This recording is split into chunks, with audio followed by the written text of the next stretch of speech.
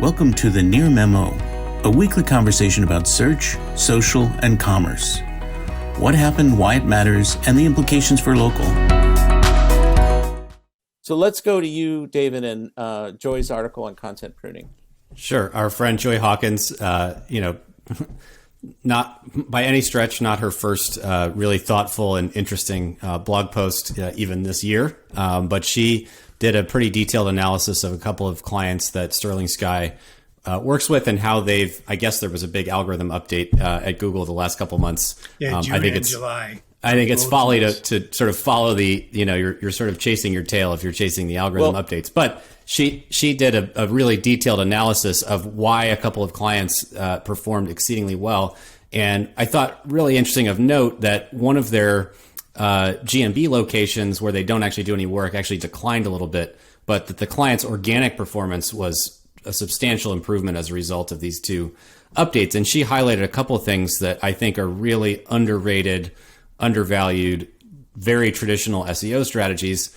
There's been a sort of misguided mantra for a lot of content marketers and SEOs as a result to just, hey, we need a piece of content about X keyword, and more content targeting more keywords is going to get us more traffic.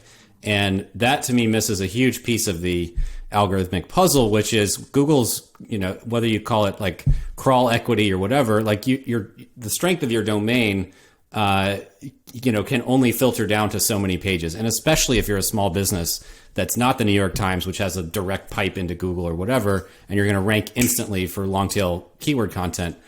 As a small business, you're much better served focusing on a smaller number of pages that are really great pages, really deep pages. Mike, you called them in our sort of, prep work for this podcast, sort of hub pages, demonstrating really deep expertise. And so Joy has mentioned that she's been going back with these clients that are doing well in these last two updates and sort of pruning old content, consolidating old content, repurposing older content. And that she theorizes that's one of the reasons that these clients are performing better. And one of our friends, Andy Crestadina from Orbit Media, has been promoting this theme for a long time as well. I just think we've got to start pushing back against this more content is better, kind of trend that has seemed to me to have taken over content marketing and SEO for the last several years, and realize no, actually, good content is better. And that a few pages of really great content can actually drive better results. And it looks like maybe that's one of the implications of these latest two algorithm updates. There was, just to complement that, there was a recent patent analysis by Bill Slawski at Go Fish Digital, where there's a new patent that indicates that Google has technology to determine which content is the original and which is subsequent. Well, that's good. That's good if that in fact gets implemented.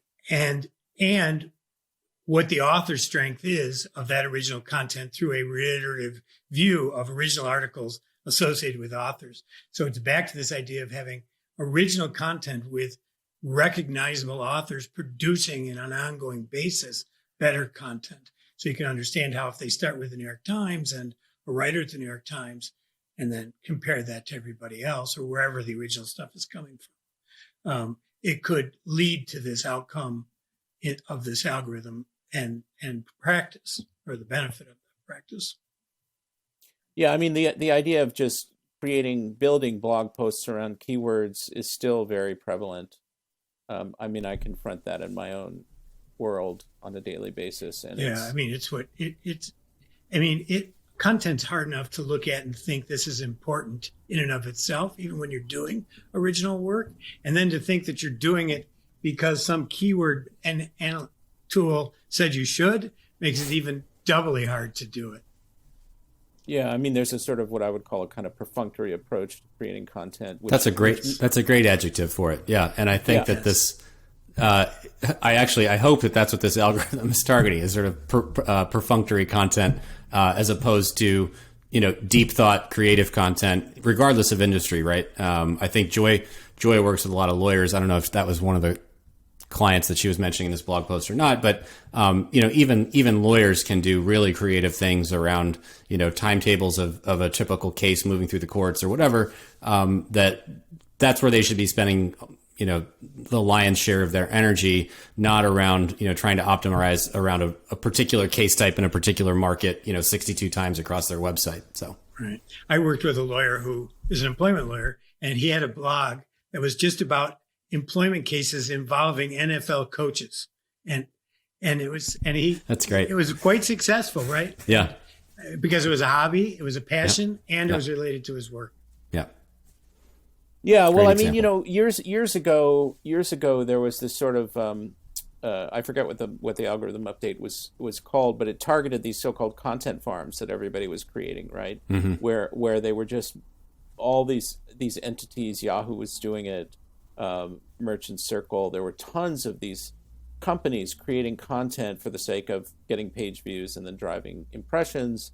Not exactly this is similar kind of thing, but Google wiped out a lot of those businesses with an algorithm, and it was designed to get rid of sort of all the spammy content in the search results. And we're dealing with sort of a 2.0 version of that in a way now.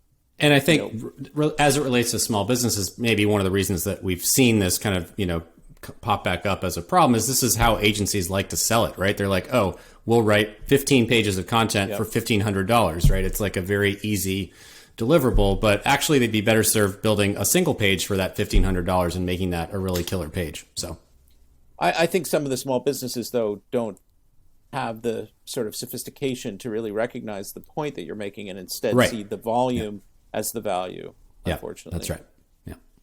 So anyway, not necessarily a positive note, but not a negative one either. Just a really interesting story. And I guess it's positive that Joy's clients have, obviously seen some benefit working with her. So yes, I would say on a positive note that if you can go and spend some time at the beach, as I was fortunate enough to do this past week, it's a very therapeutic thing.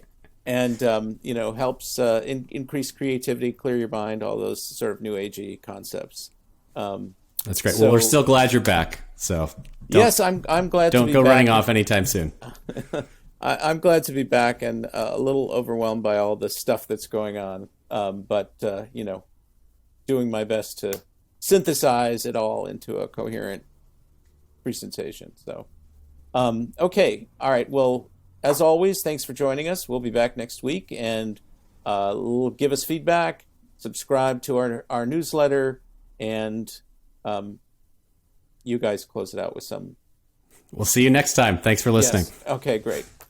Thanks for joining David, Mike, and Greg. To stay on top of the latest developments in local, subscribe to our newsletter at nearmedia.co. We'll see you next week.